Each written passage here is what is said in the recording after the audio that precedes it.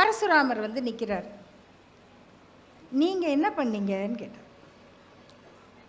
அவருக்கு தெரிஞ்சிருச்சு, குறுக்கு விசாரணை நம்மளை மாட்டுறாரு. நான் வந்து தந்தை சொல்மிக்க மந்திரமில்லைங்கிற வழியில் நடந்தேன் அப்படின்னாரு. தந்தை சொல்மிக்க மந்திரமில்லைங்கிறத காட்டுறதுக்கு என்ன பண்ணீங்க? என் தாயின் தலையை வெட்டினேன். தாயின் தலையை வெட்டினீர்? ஆமாம். அப்போ உங்கள் தாய் துடித்திருப்பாங்கள்ல? ஆமாம். அப்போ உங்களுக்கு இரக்கம் வரலையா? இல்லை, வந்தது.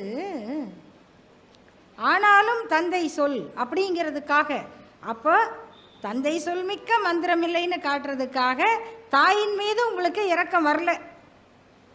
ஆமாம்.